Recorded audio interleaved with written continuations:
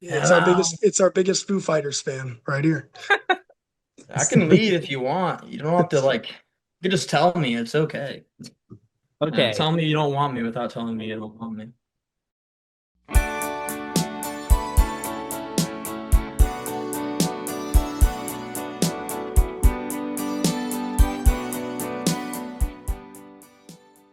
Hey everyone, my name is Jake, and welcome to the 65th episode of Good Timin. As always on this podcast, we're going to be talking about one of our favorite bands, the Beach Boys. And I'm really looking forward to today's episode because we're going to be discussing the brand new Beach Boys box set that was finally announced this past week. We Got a Groove. If you've listened to our show for a while now, you probably already know that I'm a pretty big fan of the Brian's Back era of the band and a lot of the music that came from it. In particular, the Love You and Adult Child material. So to have a box set coming out that's completely dedicated to this relatively obscure period of the group's history is something that I'm really excited about, and it's something that I've been waiting for a long time. I also know that both Matt and Nate love a lot of the material that came out around this era as well. So I'm definitely interested to hear your guys' thoughts on the set too. While we still do have a couple more weeks to wait before we actually can listen to We Got a Groove, we do already know what the track list looks like and also what songs made the cut. So today we're going to be running through each disc of material and highlighting some of the tracks that we're most looking forward to hearing and having an official release of. In addition to this, we're also going to briefly touch on some previous box sets that the band has put out over the years and share our thoughts on them as well. Joining me tonight, I have my good friends Matt and Nate. Riley is also going to be hopefully joining us in a little bit as well. As always, I'm excited to have you guys here, and I'm really looking forward to discussing this box set with you all. Before we dive into the track list for We Got a Groove, do you guys have any general thoughts on this set or on this era of the group that you wanted to share? Nate, you can go first. Yeah, I guess I'd just say that this collection coming out is totally a fan's dream come true. And I think a lot of us, maybe 10 years ago felt like we were on a deserted island and just the few of us that liked this era of music, like screaming on the rooftops about how much we loved it, but no one wanted to listen. And now to see the fan base basically as a whole really embracing this music and really excited for it, and to see young people, like people half our age, excited about it, it just really blows my mind. And you expect this kind of fanfare for something like Pet Sounds, or if they did an Endless Summer, re-release, something like that, you'd expect it to be written about and talked about. But to see this 15 Big Ones and Love You stuff really hyped up and talked about and everyone excited, it's just I'm like pinching myself as a lifelong fan. I think it's great. So it just totally brings a smile to my face to see all this going on. Yeah, it's definitely cool to a lot of the stuff to finally get an official release because I know this has been bootleg since like the 80s in various quality and fidelity. So it is cool to finally have it, all nice and crisp. I'm also curious in seeing like how some of these are going to vary from because I know some of these songs have been released on earlier sets, but some of them were like different mixes on those sets versus what's on here, whether that be a new mix for this set or it's like the other one was a remix. So I'm interested in hearing that. And yeah, it's just going to be kind of cool to kind of hear it all come together because I've never really heard it all compiled in one place. Whereas before you kind of had to go dig here, dig there. And then I know like sometimes like certain versions would like mix and match and throw stuff from other sessions. So it'll be kind of cool to have it nice all in one nice package. I'm also looking forward to seeing when the physical set comes out, like the liner notes and everything. Those are always really a fun to read. They always seem to be digging up rarely seen photos, which is always kind of cool. You read that there's some rare photos in there that have never been seen before, and also they went really detailed on the sessionography as well in terms of like what musicians played on each track. So that's really cool that they did that. And Um, and that's something that I very much love to go dig into yeah, sessionography. I've spent far more time than I like to admit sometimes on that. And that's something that I feel is kind of lost with a lot of music today. You look up a song and you can't find crap on some of these songs. And it's like, why? And also I get it, some of it's all digital now, so whatever. But I like to dig into that stuff. Mhm.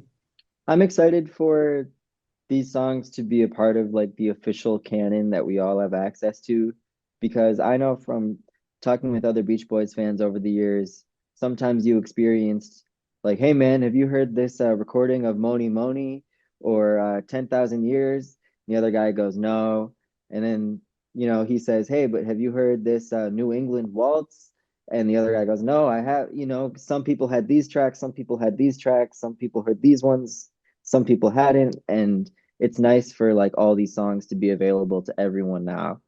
And because it's really good stuff. It's weird, it's silly, it's zany, but it's really good.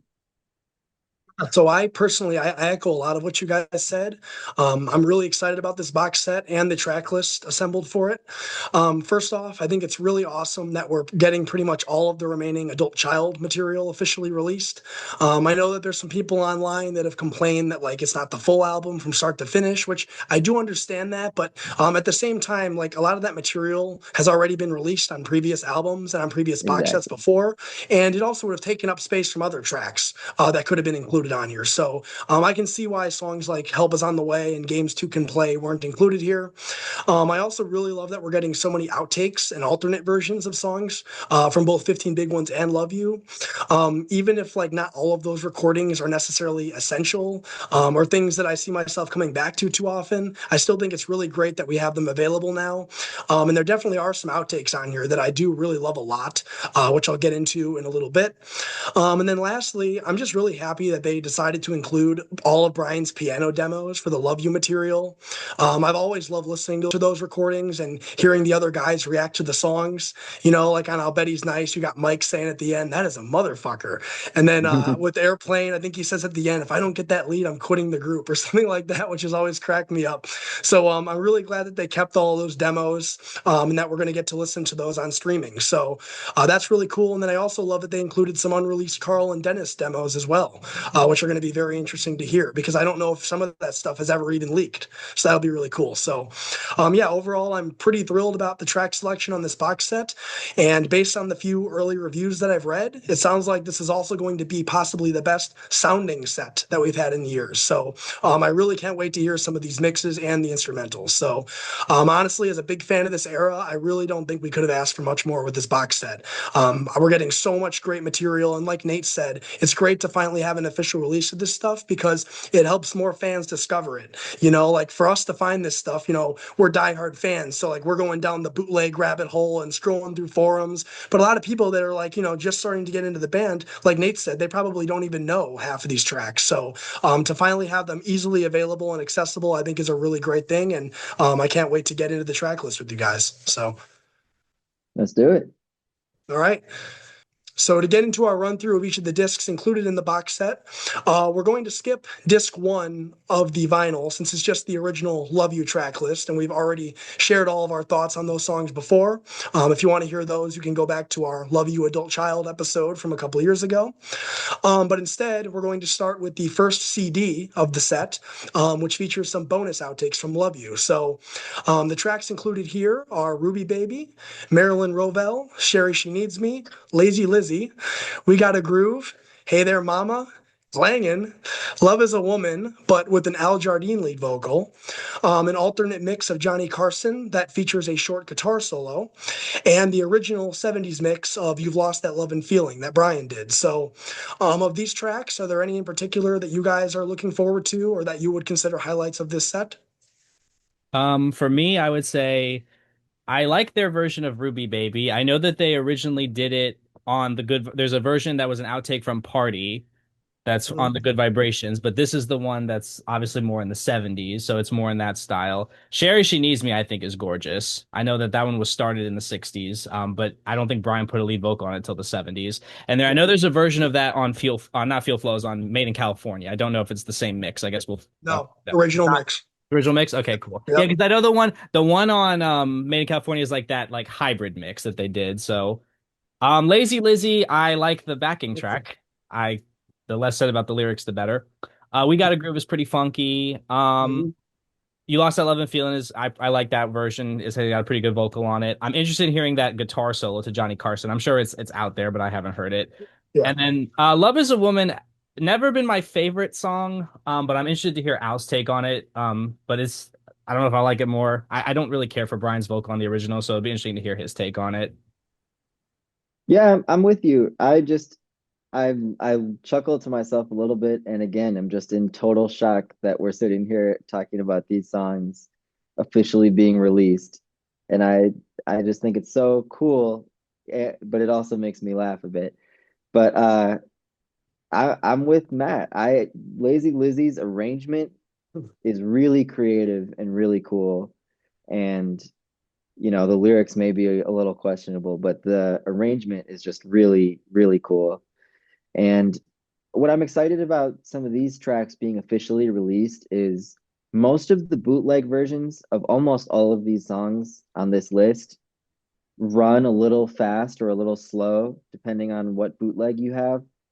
I've heard some of these songs run like a whole step too fast Mm. on certain bootlegs, like the new album and the California Feeling bootleg as well. So it'll be nice for all these hopefully to be released at the correct speed, even if that's some kind of altered speed. The Beach Boys and the Beatles both played a lot with like the speed of the tapes. So it'll be interesting to know what the actual speeds and keys are of these tracks. So for me, some highlights from this first disc. First off, Ruby Baby, which Matt already talked about a little bit. This is a cover that I feel like I kind of overlooked for a while because I re-listened to it recently. The version that's being released on this box set, and I really do love it a lot. I think it has a lot of charm to it. It kind of has that Brian, that 70s Brian charm with his vocals and the harmonica. I just think it's a lot of fun. They also did do an earlier version, like Matt talked about, around the time of the party sessions.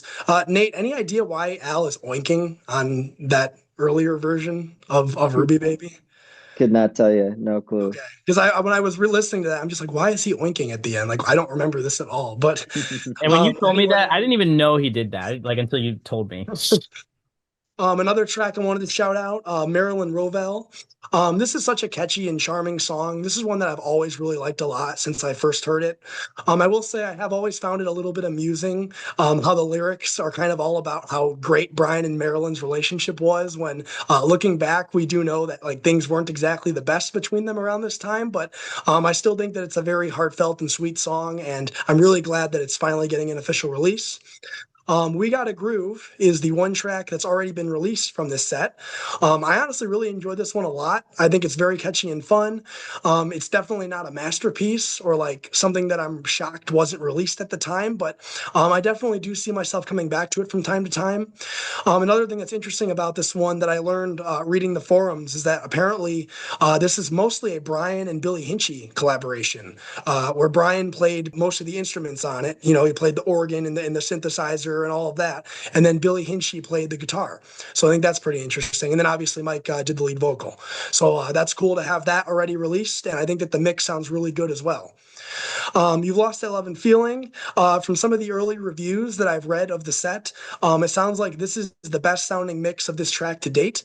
So I'm really looking forward to hearing this one. Honestly, this is a cover that, like, when we last talked about it a couple of years ago, I don't think it really did too much for me then. But honestly, it's really grown on me a lot since then. I think Brian gives it a really great lead vocal. Obviously, like, objectively speaking, maybe it's not the best, but you can tell he's really pouring his soul into it. And I really love the arrangement as well. So I think he definitely did Spectre justice with this one. And I definitely see myself coming back to it once this set is released. And then to shout out a couple of more tracks, Love is a Woman. So, Matt, I have heard the Al Jardine lead, and my opinion on it is I think his vocal is definitely better than Brian's vocal. It's a lot more clear. It almost kind of it sounds like in a way what Brian probably would have sounded like on it had his voice not gone, because Al obviously has a very similar voice to Brian.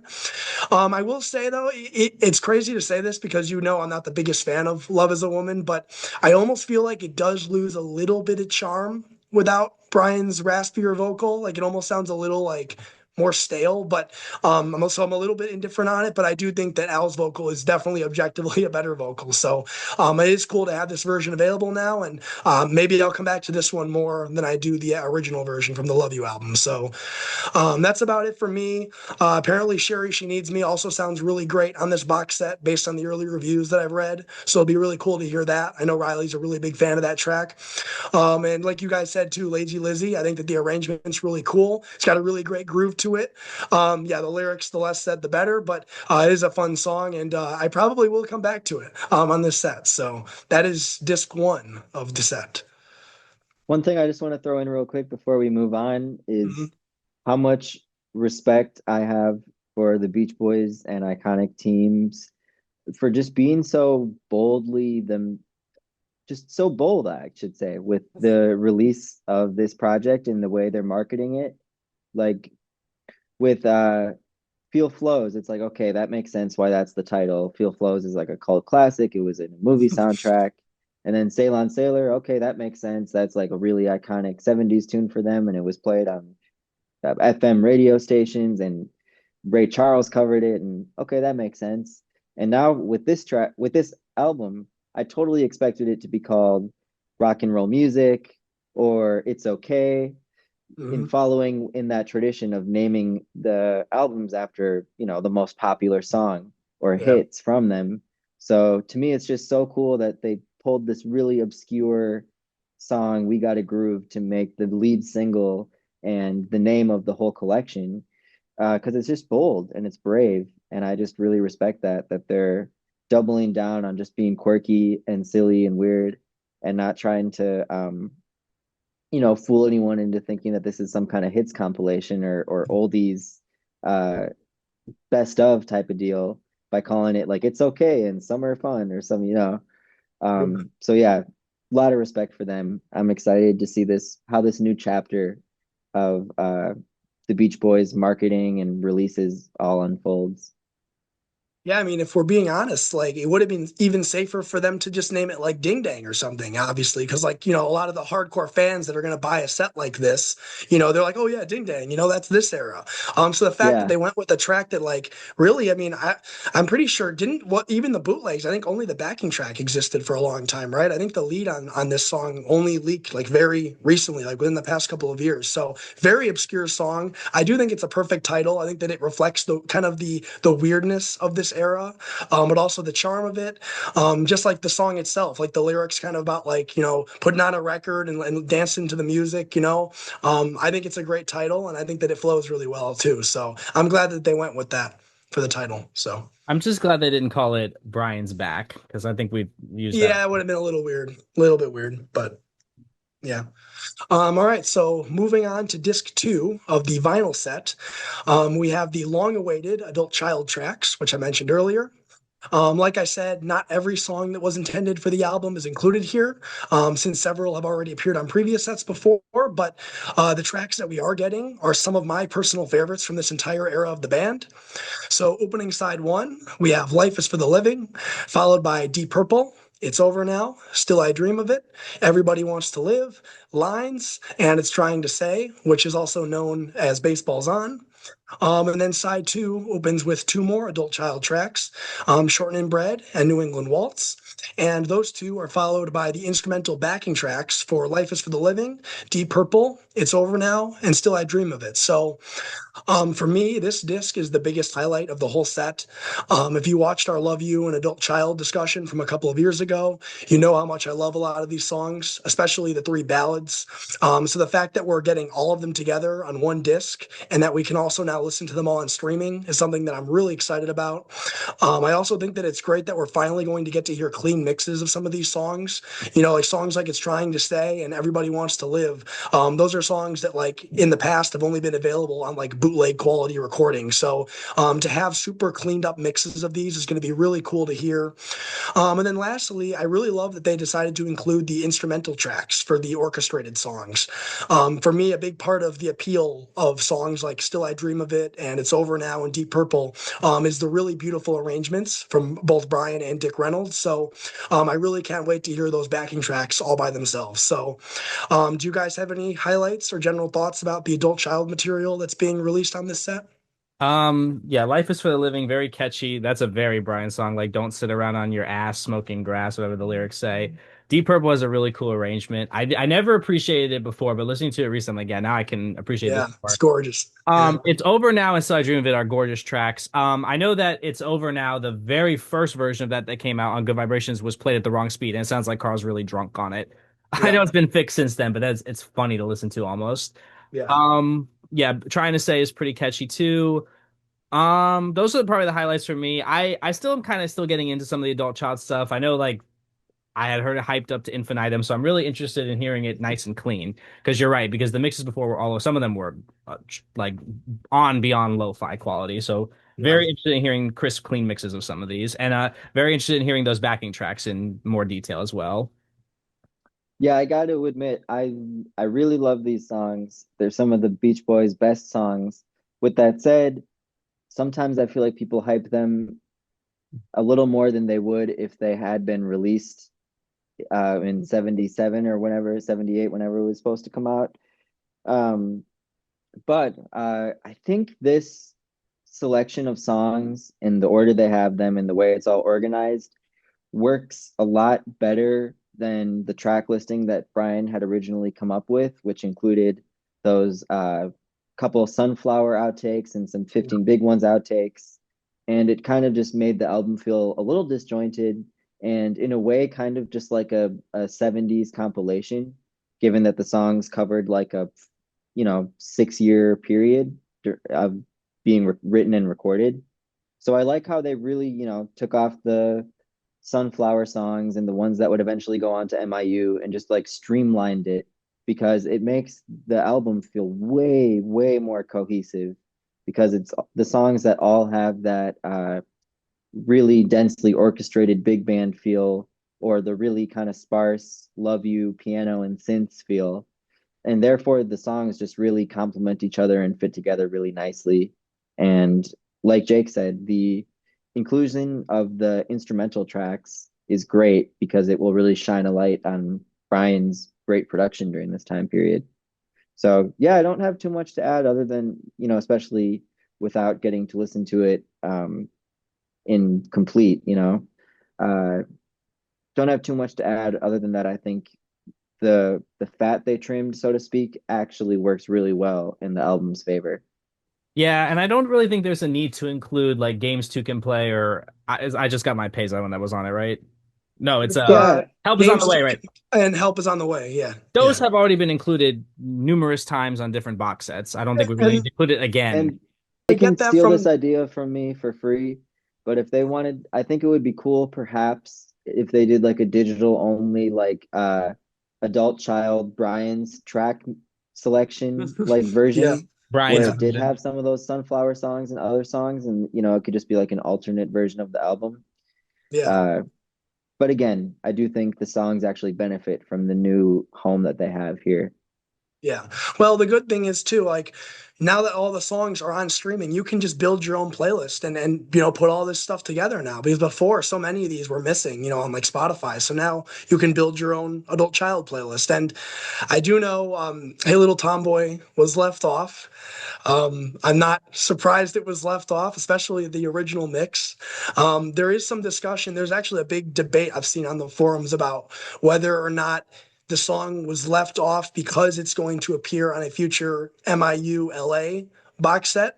I wouldn't be surprised either way. I mean, I assume that that's possible, because obviously the song was actually released on the MIU album, so it would make sense to put it there. But at the same time, I feel like this is a song where like lyrically it hasn't aged well at all, obviously. So I wouldn't be too shocked if we never get another release of this. And again, the song's already out there. It's on the MIU album. So if you want to listen to it, the non-spoken word version at least, you can go on streaming and listen to it. So any thoughts on that And song being left out, I'd say it Nate? Or aged.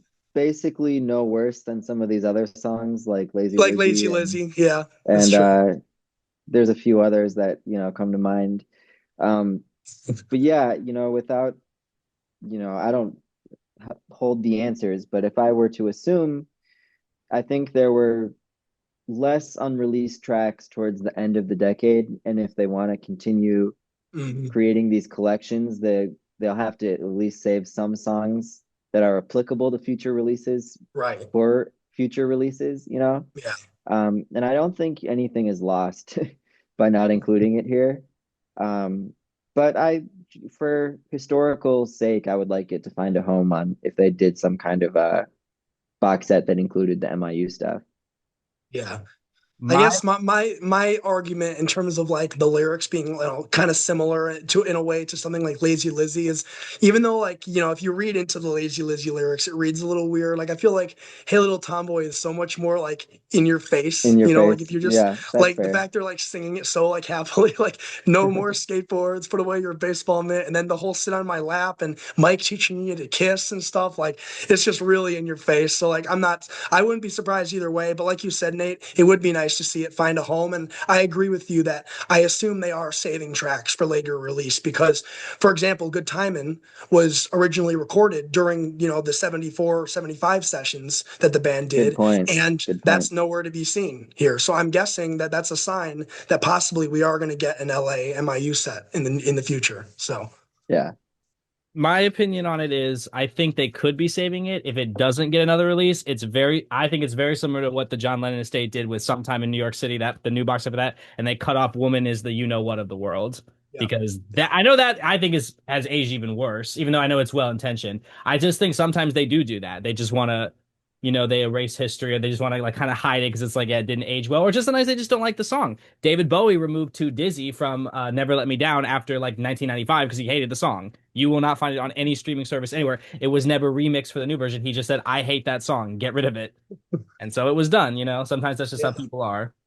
Well, another thing you have to remember too is I'm pretty sure, Nate, correct me if I'm wrong, but I've read that the Beach Boys do have to approve of some of this stuff as well. Like I heard like on one of the previous releases, like Bruce was like kind of being a pain in the butt with certain songs. He's like, I don't want this out there, and stuff. So I mean, I could totally see like one of the guys, being like, oh, we can leave that off. But Yeah. Yeah.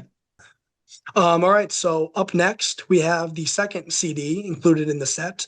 And this one features some additional outtakes that were recorded between 1974 and 1977. So opening up this disc, we have three Carl Wilson vocals. The first being his lead on Dennis's song Holy Man, which was recorded during the Pacific Ocean Blue sessions. From what I've read, this is apparently more of a guide vocal than a true finished lead part, but it's something that I've never heard before, and I'm not sure if it's ever like even been bootlegged. So it'll be really cool to hear that. I've read that even though it's just a guide vocal, it's still a really haunting and moving performance from Carl. So that'll be really neat. Then after this, we have two Carl compositions. The first being the track "It Could Be Anything," and then the second being an early unfinished version of "Angel Come Home," which of course was later released on LA. If you go on YouTube, you can find a later version of It Could Be Anything. But according to the reviews that I've read of the album from people who have already listened to it, this version actually sounds a bit closer to the Holland era Carl tracks. So that'll be very interesting to hear. And then following these two songs, we have two Dennis compositions. The first being String Bass Song, which is an early instrumental version of Rainbows from Pacific Ocean Blue. And then the track 10,000 Years Ago, which is One of also my unfinished, favorites. but yeah, I was gonna say, I know you love that one, Nate. But even though this track's unfinished, it still sounds really great based on the bootlegs that I've heard of it. It's like kind of like a mix of like funk and prog, and I think that it works really well. So that'll be really cool to have an official release of. And then the CD closes out with "Give Me Some Lovin'," which the band previously covered in the early '70s, and that was released on the Sail on Sailor set. But they did it again here. The track "Honeycomb," which is interesting because apparently this one features a lead vocal from Marilyn. And then we get Brian's piano demo version of In the Back of My Mind from 1975, which honestly, this is one of the highlights of the entire set for me. This is a recording that I've always really loved a lot. I just find it very moving and haunting. And it's also really interesting because you can still hear traces of Brian's old voice and falsetto on this recording before it became rougher and a lot more strained over the coming years. So I'm really glad that they decided to include this one, and it's definitely a track that I'm going to be coming back to a lot on streaming once it's released. So overall, I think this is a really great list of outtakes. I do wish they had included the original version of River Song with the real heavy guitars on it. I know that both me and Riley really Oh, love that one a lot, but I have right. read that I think Sony maybe owns the rights to the Dennis solo catalog, the Pacific Ocean Blues stuff. So I'm pretty sure that might be why it's not included, but I would have loved to have heard that on here. But that said, though, I'm still pretty satisfied with what we got on this disc. And I'm really interested to hear a few of these tracks for the first time next month. So do you guys have any tracks from this disc that you wanted to shout out or that you're really excited to hear? Definitely the I know it's not finished, but like the guide vocal on Holy Man, because I know the instrumental I like, and I know there's the version with Taylor Hawkins. I'm admittedly not a big Foo Fighters fan, so the Taylor Hawkins one has never done a ton for me. And then there's a version that had Queen overdubs on it, and that appeals even less. So I'm interested in hearing this. Just being Oh, honest, hey, look who's here. guess who's back? Right when you mentioned Queen and Taylor Hawkins, look who pops up. Yeah, your Hello, timing is perfect. hello. It's good to be back. It's good to be back. Hello, hello, It's our hello. biggest it's our biggest Foo Fighters fan right here. I can lead if you want. You don't have to like. You can just tell me. It's okay. Continue, Matt. Okay. Tell me you don't want me without telling me you don't want me. Um, I listened to a little bit of that. It could be anything. I thought it was a little repetitive, but maybe it'll click more on extra listens. Interested in hearing that early mix of Angel Come Home because I really do like that song a lot. The early mix of Rainbows is really cool, especially because I'm a big fan of Rainbows. I know I spent much time hyping up that song earlier. And then, yeah, I listened to that 10,000 years ago, and that was really cool. That was like, Yeah. I don't know what that was, but it was really cool, whatever it was. And then in the back of my mind, I agree with you, Jake. That is a really, really tender vocal and very heartfelt. And I kind of like that Brian added to it because there's like lyrics in that version, or at least the version I was listening to. Don't know what version it's on. I think they put on one of the deluxe editions of one of his solo albums that you don't hear in the original version that was on today. Yeah, he changed the whole bridge actually, and I really like it a lot. I wish like he had like a completed studio version with that bridge. I would have really liked to hear that. But Mm-hmm. For sure.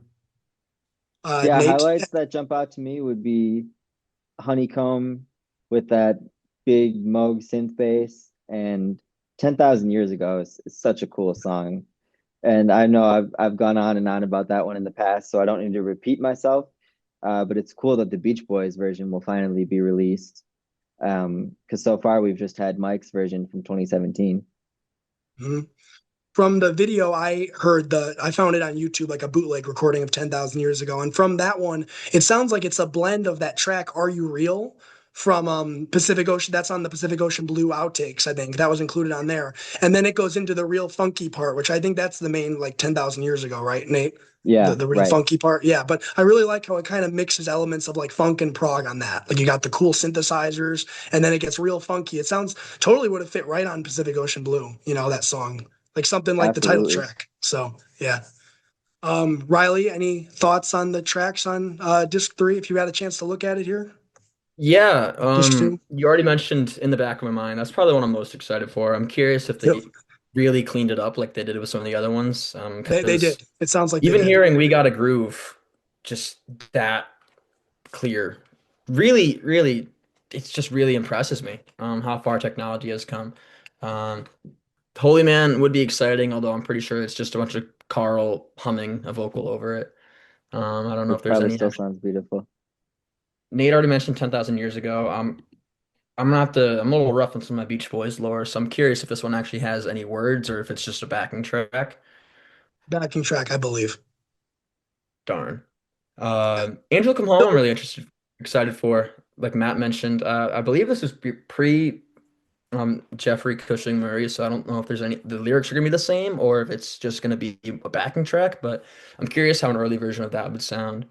Um, Give Me Some Lovin' is a Spencer Davis group song. That's a really cool one. I'm excited for because I do like that original version, and I'm really curious if this is a pretty faithful cover or if it's just like all the other ones where it's just, batshit crazy synth experimentation.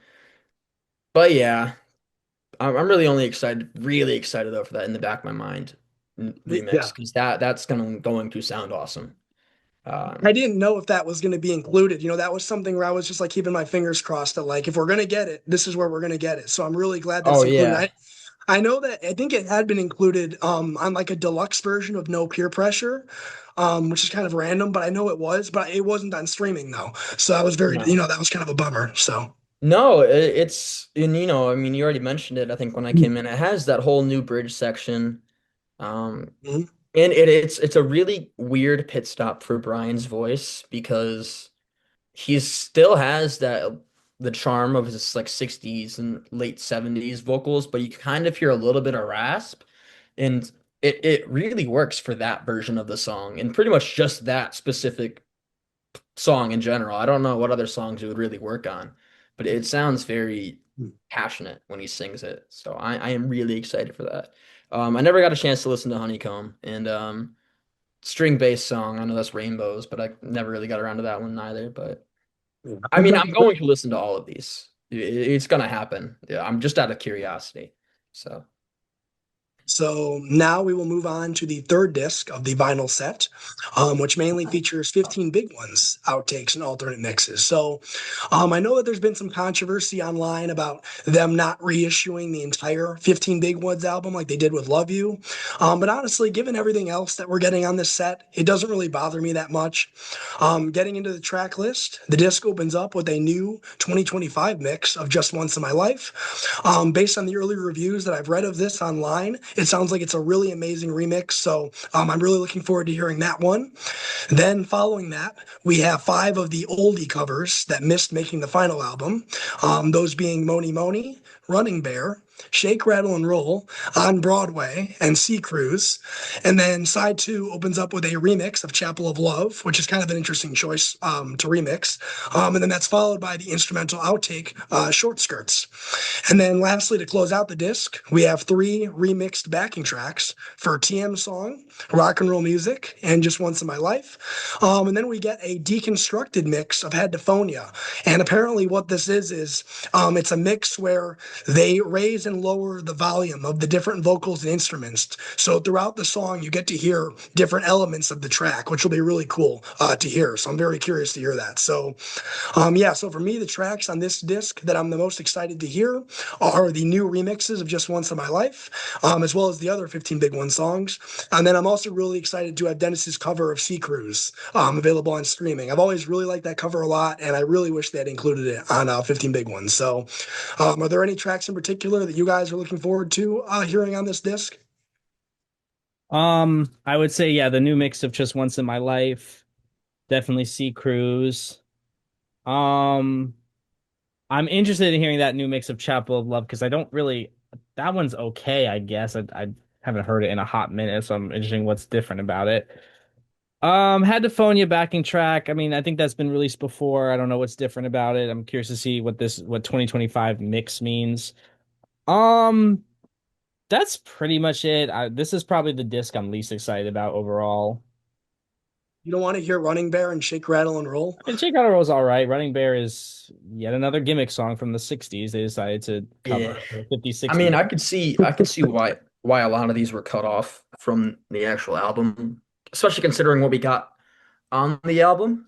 So yeah, I'm not necessarily really excited for Running Bear, but I will say what I do find cool about a lot of these covers, for better or for worse, is just how weird and experimental they are with synths and just meshing those with regular instruments because Brian was too lazy to actually use orchestras or whatever.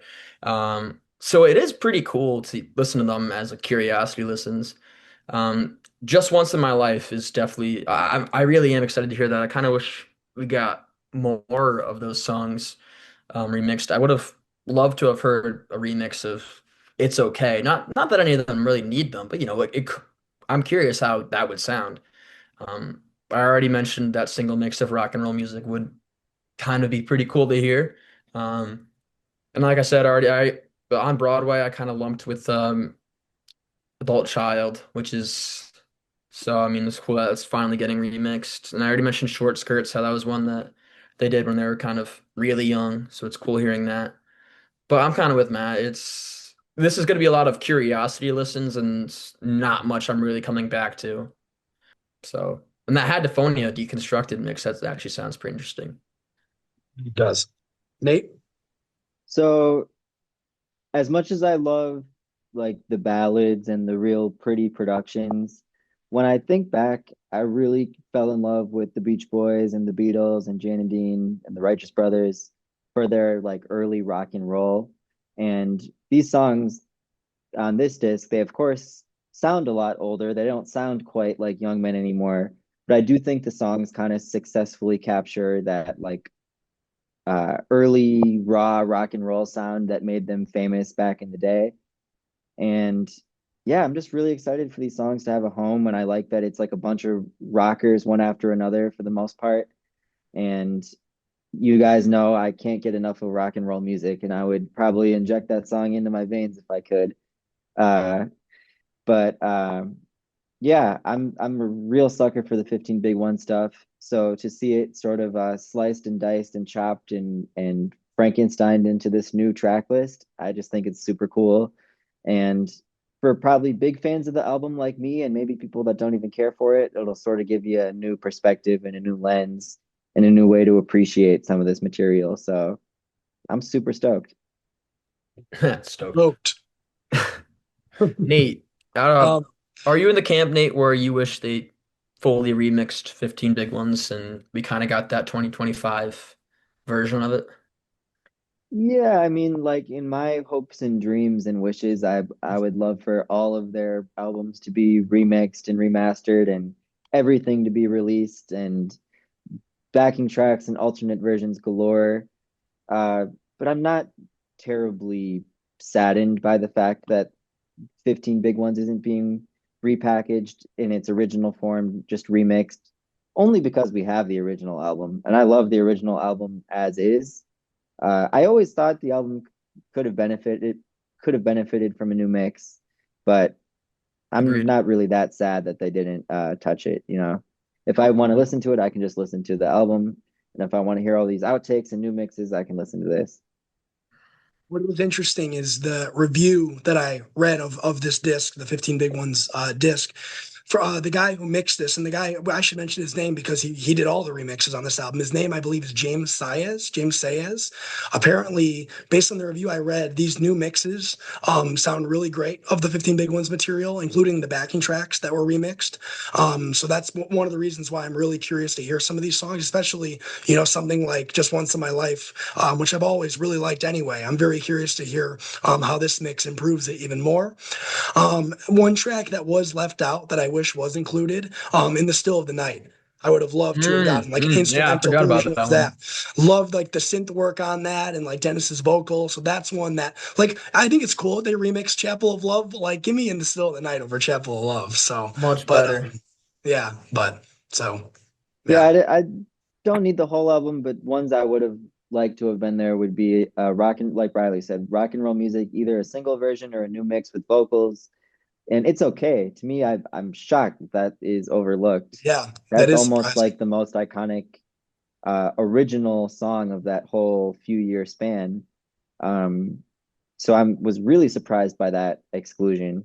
But again, that's a song that the original version came out. There's a single version that's a different mix. There was an alternate mix on Made in California, and there was another mix on The Sounds of Summer.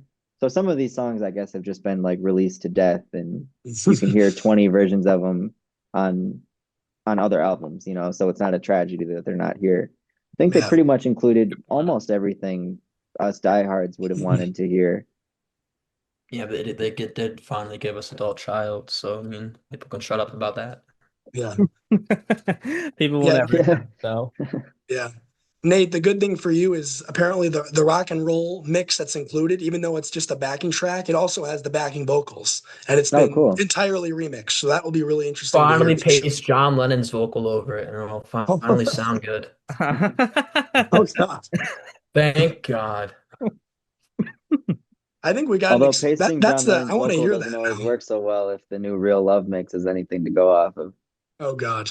Well, don't get Oh, we'll Riley. save that Don't for after this don't is get Riley recorded, going man. on that. You Yeah, gotta that's. see, Oh, you yeah, gotta yeah. speed up the tempo of rock and roll music to fit the Lennon vocal over. It's like I'm sure somebody will find a way. there's a Someone's going to find a way. I sped up the version of Palisades Park once because I put it over a clip from Confessions of a Dangerous Mind, which is a very good movie if you've never seen it. It's about Chuck Barris who wrote the song, and I had to speed up the track because it's so much slower.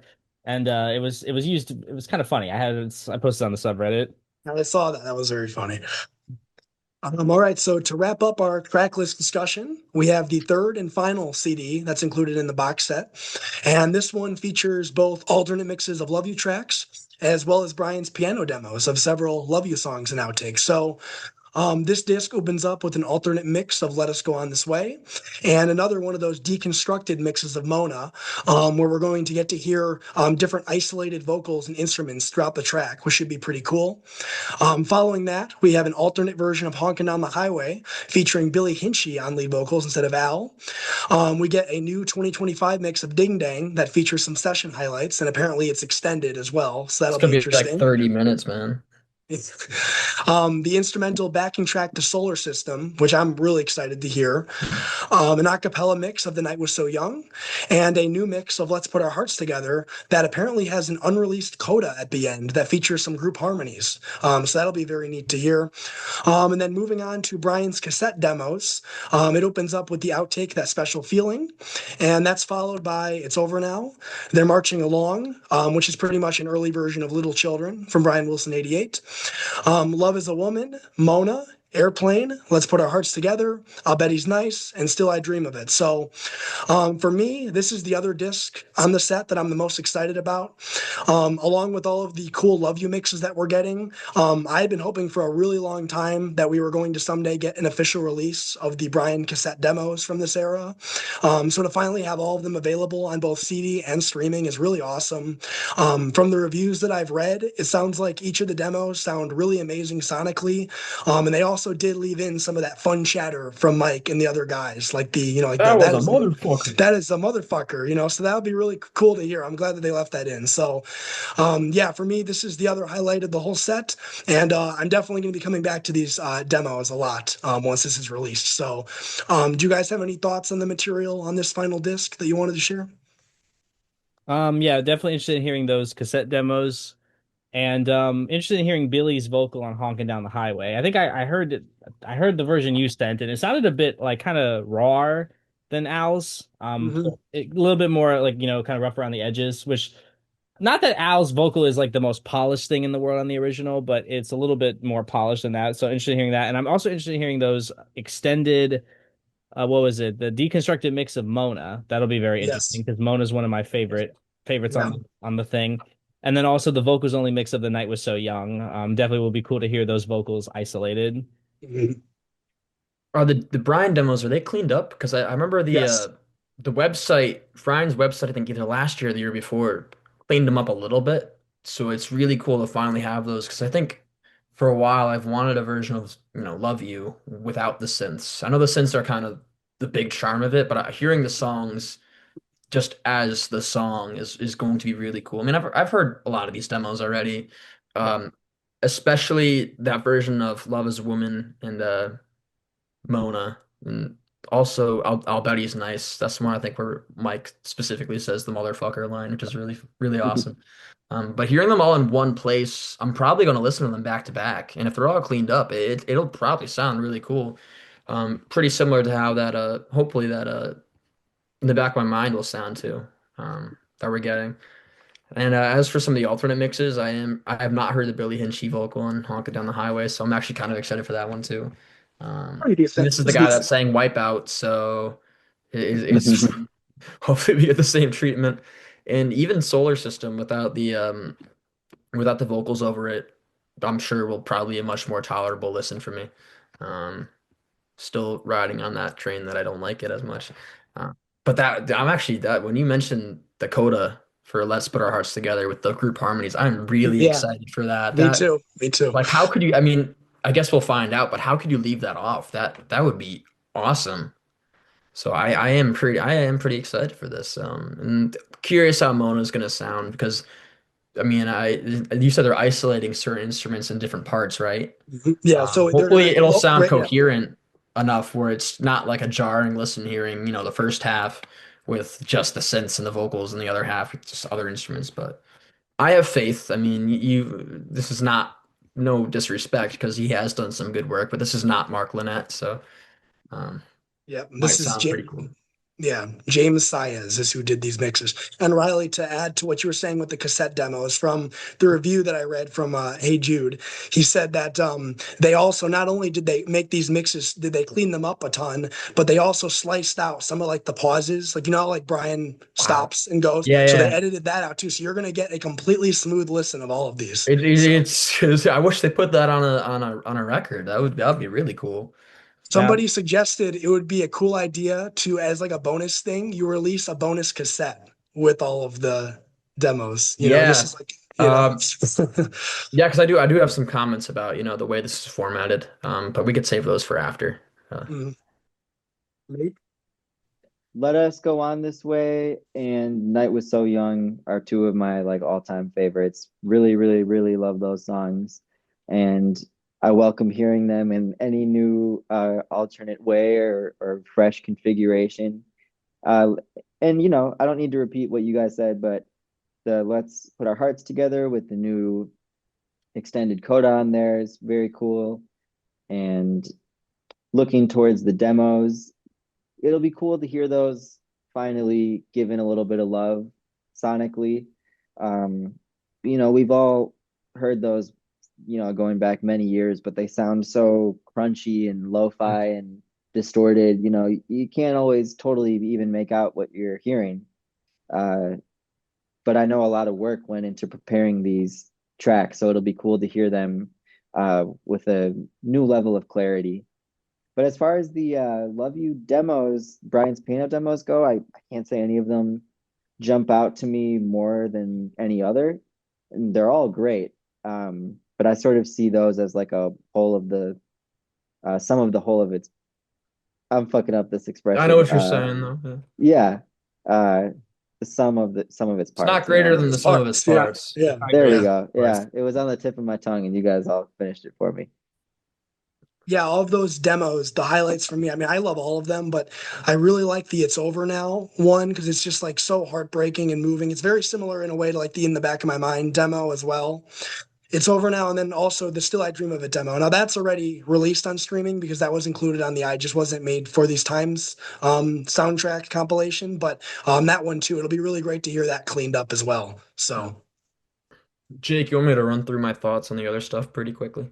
yeah, so the stuff that we already covered before you joined was disc one and disc two. So basically anything before the 74 to 77 sessions. Yes, sir. I mean, it's pretty much just Besides the Love You material. love you, an adult child, pretty much. Yeah.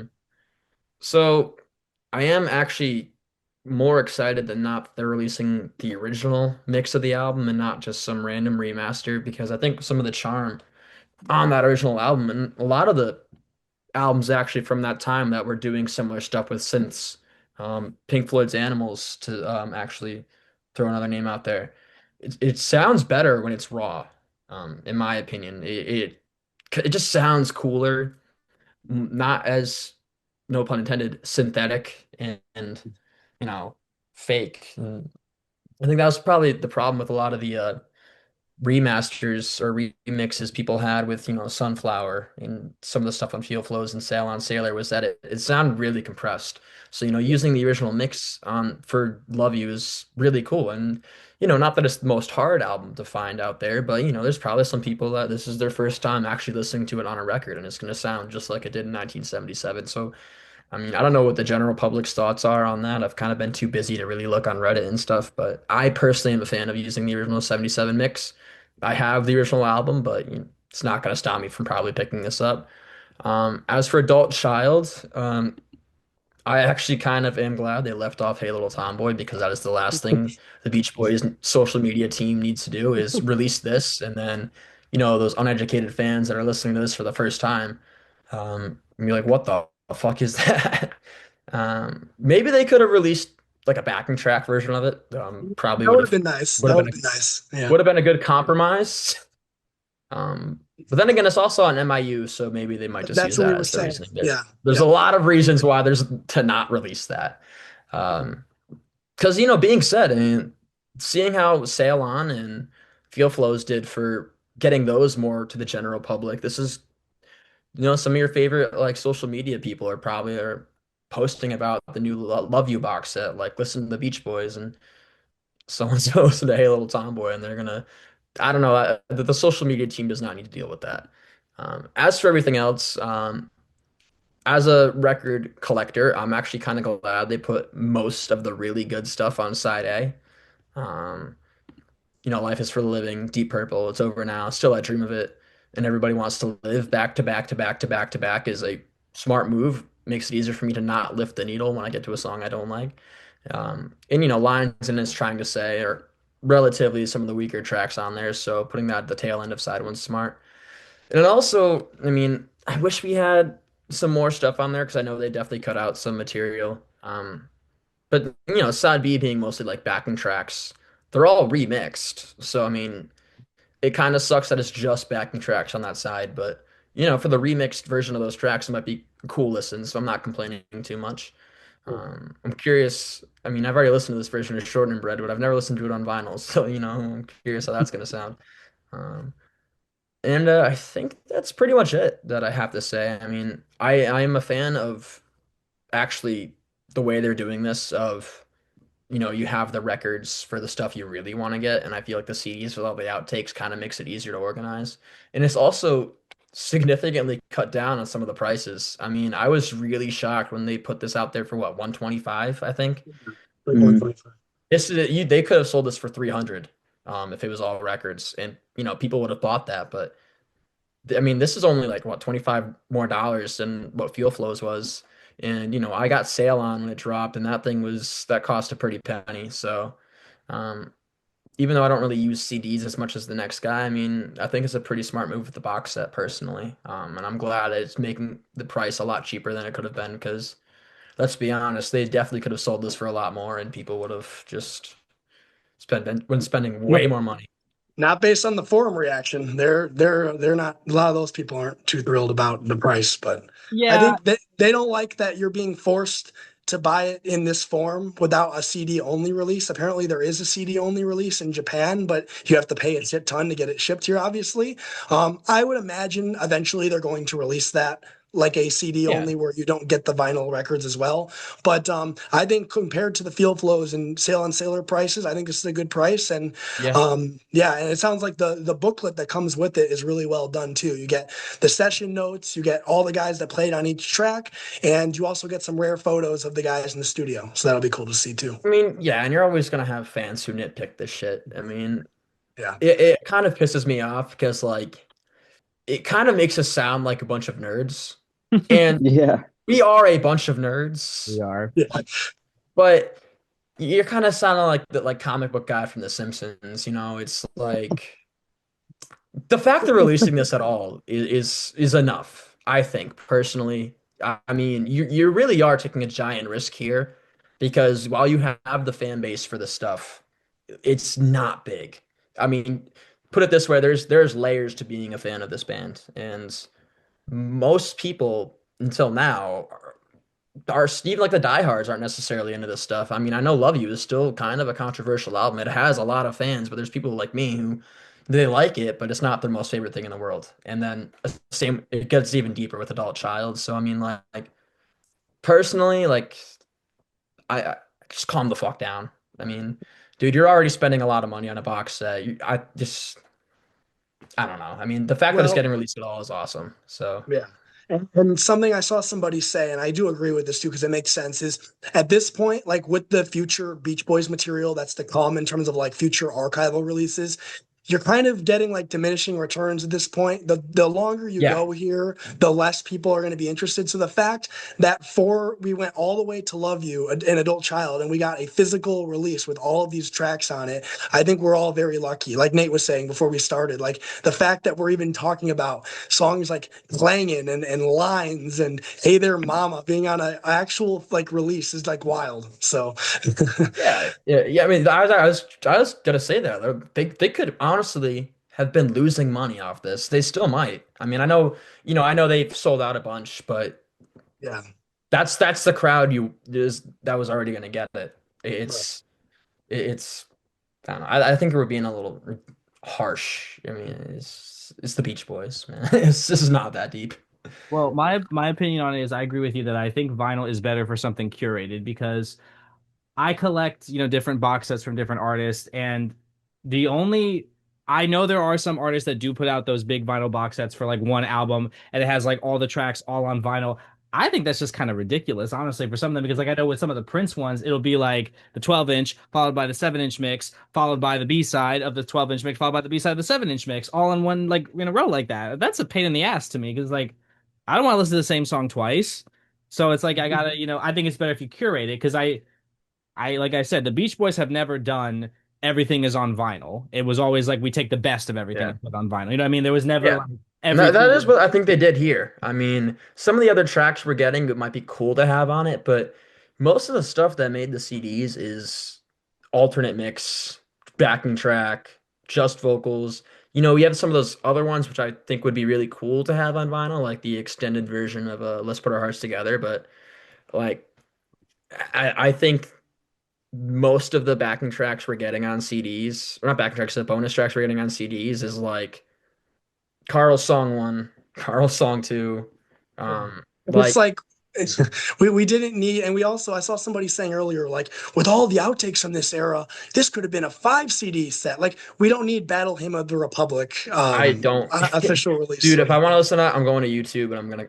It's a curiosity listen. Like Right. that's where I'd want it. And honestly, if we're being really honest, especially with the audience they're kind of curating to, at least with I feel like most of us, the younger fans, Yeah.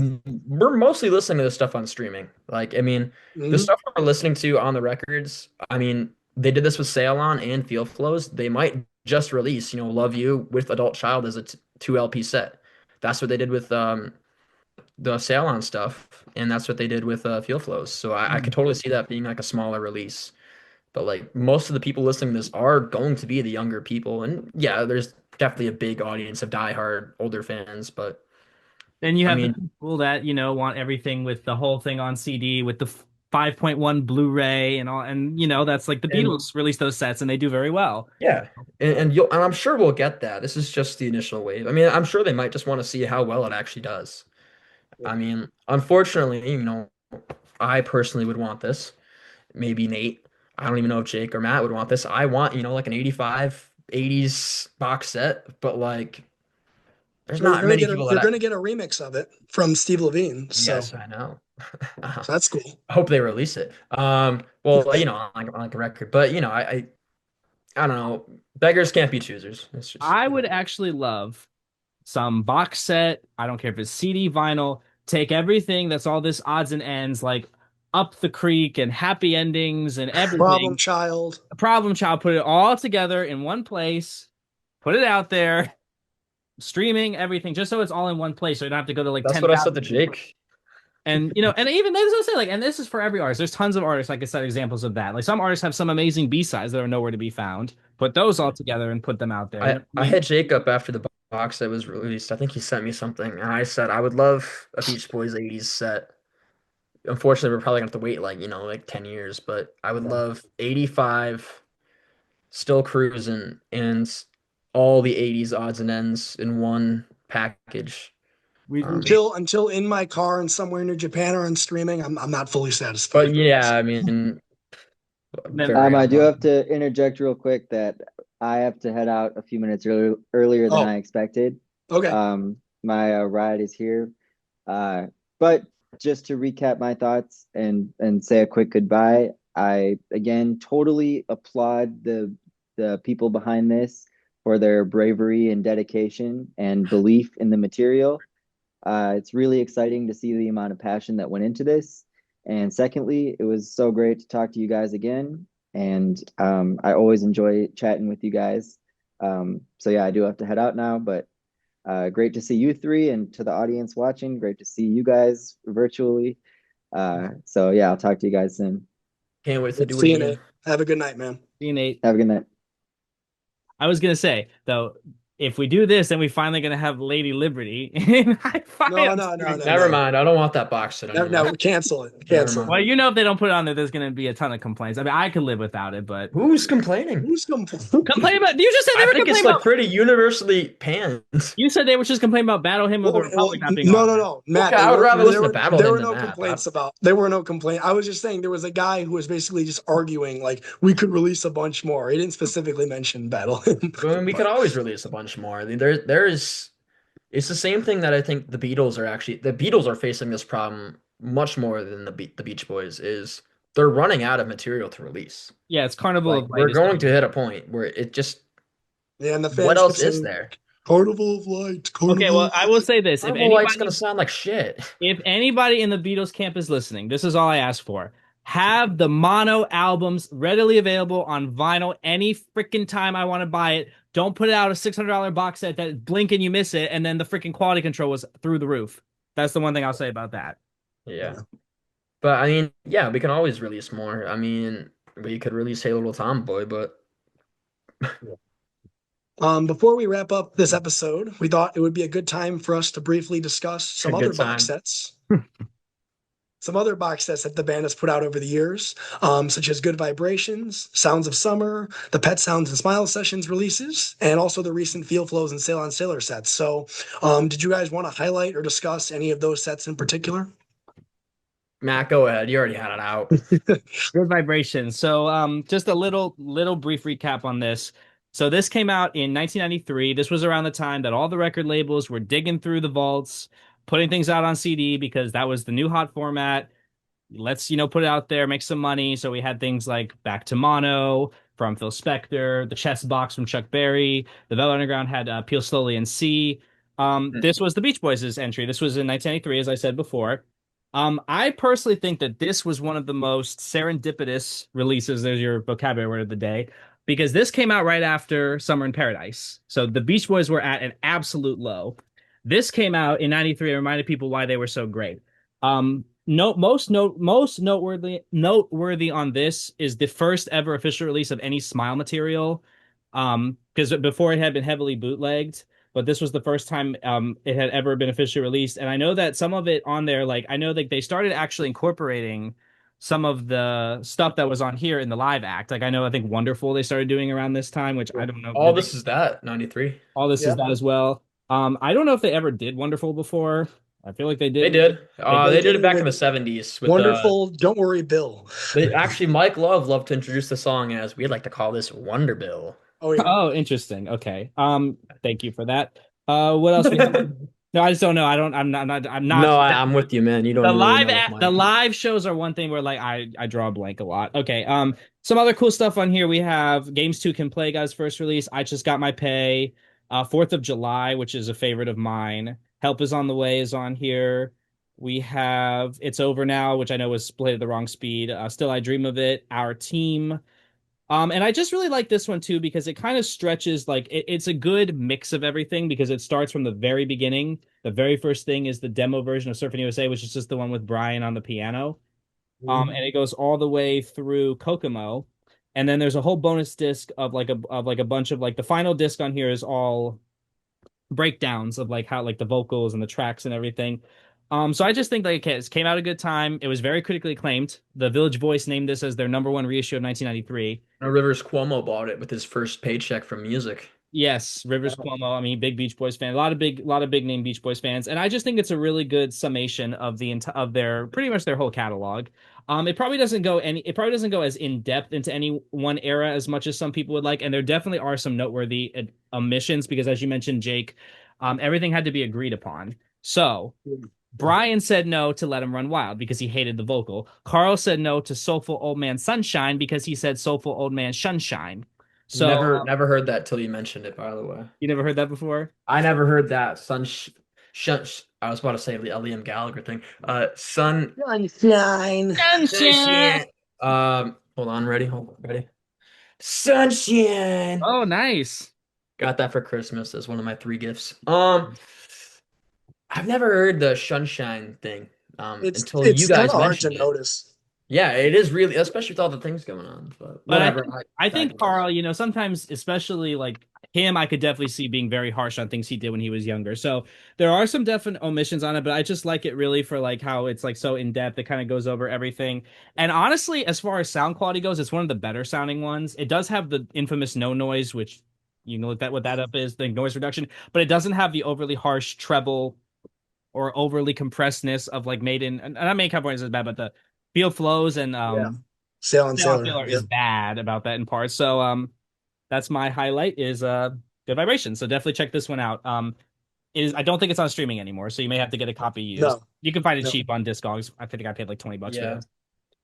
Um, I mean, for what it's worth, I mean, I know the sound quality is something you can always argue with the sail on and feel flows, but it did give us a lot of great tracks. Oh, definitely, definitely. Like, I mean, even I have the vinyl one, I have a the record one release of both. I have the CD right here. And I have to go get it. I I have to go. mean, they did package it a little weird. You have the two albums on the record, but it both come with a extra bonus disc. And see that I have no problem with. Like these are the bonus tracks that came Mhm. with that were around Surfs Up. And I have that version of Big Sur, which I consider one of the best Beach Boys songs, period. Yeah. You also have Fourth of July and Lady and Wouldn't It Be Nice to Live Again? It is very nice to have Lady and Sound of Free because those were very Hmm. hard to find for a long My time. my big thing though is I don't like how at the end of side A of each album they tack on a bonus track there. So like Hmm. you'll be listening to regular Surfs Up, and this is the only copy I have of Surfs Up, and it'll go right into a live version of Disney Girls, and then a Weird. backing vocal excerpt of Teal Flows, and it's just weird. Like That I, was I mean Yeah. I don't hate it. It's not like the biggest like inconvenience ever, but it is a little annoying, I guess. But it's not Well, like. But I think for what it's worth, I mean, even though it sounds compressed, it's still the only way you can listen to a lot of these awesome backing tracks, especially on Feel Flows. yeah. Um, the one thing I do like about Sail on Sailor is there's not a whole lot of bonus tracks that are really worth it, except for Oh Sweet Something, which is just Hell an yeah. incredible song.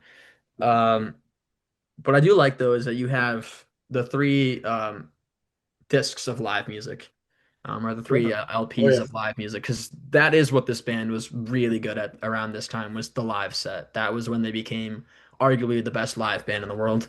Um, I also like how you have some of those like smaller excerpts of them talking. That's how you have it's the whole thing recorded. Yes, where you hear like a lot of the chat between songs where Mike Love says Wonder Bill. You also get the concert intro from Jack Riley, and he comes back in again, and he's like, "We have an encore now. It's up to you guys as to which song you'd like to do." And he gives them a choice. It's really cool. You also have like alternate versions of some of the songs. Like, I wish they did include the actual live album that from that time, and then some of the extra tracks. But it's just cool having the whole Carnegie Hall concert, so that's really cool. Yeah. As for the other box sets, I don't really have a lot of knowledge with them. I guess Made in California is how I listen to a lot of some of the outtakes. You have All Dressed Up for School on there, which is pretty cool. You have Um, the Paley stuff on there too, like yeah, so you Surfing. do have some cool things on there. And that's a really cool, I guess, career spanning box set. Got that one there Yeah. too. Another song I wanted to highlight on here, I forgot to mention. This is the only place you can find the things we did last summer, which Hmm. probably Mm. not probably not like the greatest thing they ever did, but I think it's a really good showcase for their vocals and their harmonies. And it was actually performed on the Red Skelton Show, which was their very first nationwide TV appearance. And I've always compared it to kind of like them, like the Beatles doing "Till There Was You" on the Ed Sullivan Show and on Meet the Beatles. It was done to appeal to an older audience that probably didn't like heard Surfing USA and thought it was garbage. I mean, not that it's a box set. but you have that very specific release of the Height and During the Morgan stuff, which is also really cool. Mm-hmm. Um, That too. I have two versions of it. I have a bootleg that I got actually with Nate of all people when I was in Wisconsin. Um, but I also have that like official release of it. It's on And I have this one. This is the not that. I'll I show have this you one. exactly what I'm talking about in a second, but I This think that's also really cool. I'm surprised we've never, especially at this point with all the releases they're doing, we've never gotten an outtakes or like, you know, some sort of box set of the early stuff. I guess there's just so much material from the early days that it's hard to kind of piece it together, but would have been cool if there's like a little surfing safari, whatever kind of extended edition. But there are some versions of Surface Safari because that album is in the public domain in some places in some parts of the world where they tack some of this stuff on because yeah. this stuff appeared on a bunch of cheap, crappy sounding compilations in the 60s, in Yeah, the yeah. 70s, in the 80s, and even into the 90s. This You know this what they did have? They had something called the Big Beat 1963, I remember that, yeah.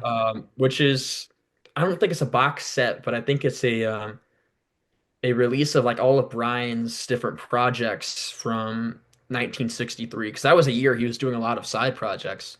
Hmm. Um, and that's also a really cool thing. It has some of the stuff he did with the Honeys.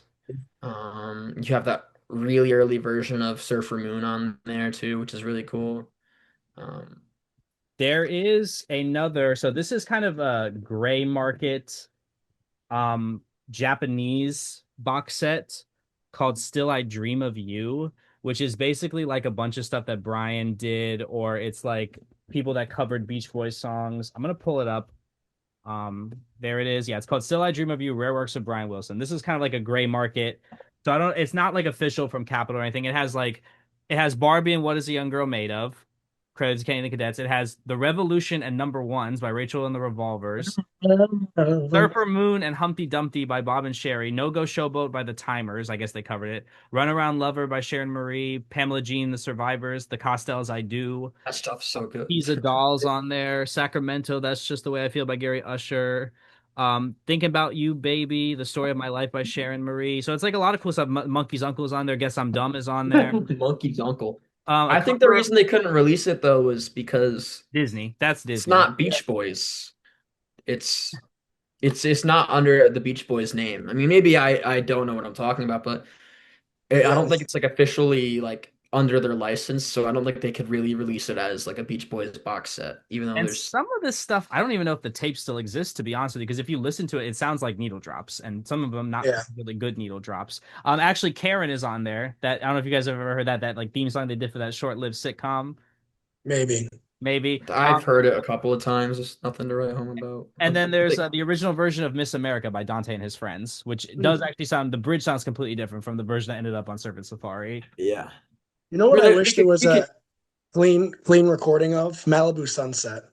Gary Usher. yes, Brad. yes. That needle drop is so rough, the one Or that's out there. I wish there was a thank clean him. version of that. There was I mean, one. I think that one. I think that was a case if that's just a solo Gary Usher song. There was one That's a copy. Gary Usher song. Soulful and Sunshine. There, Yeah, you got me in that. I think that was a solo Gary Usher song. Um, so I don't think the Beach Boys could actually release that either. Well, I don't I even know know if Brian had any Brian was writing in it. involved in it though, I believe. I think he was involved in some in the arrangement of it, but I don't think there's any. That's a All song right, with very we little gotta get Jim info. Murphy. Jim He Murphy does know knows. the answer. I think I've asked him about it before. He does know the answer. I know there's an answer. There's a lot of a very things long you could answer. ask for in box sets, though. I mean that this is literally an endless conversation. Like, There's just a lot, and like I said, we could do a whole episode just talking about box sets for God's Yeah. sakes. alternate The track only lists the too. one thing I want to add in terms of box sets, because I don't have too much to say about a lot of them, but in terms of like, you were talking about Riley, kind of the confusing sequencing on Field Flows and Sail on Sailor, it kind of shows that like on this set, the We Got a Groove set, that they listened.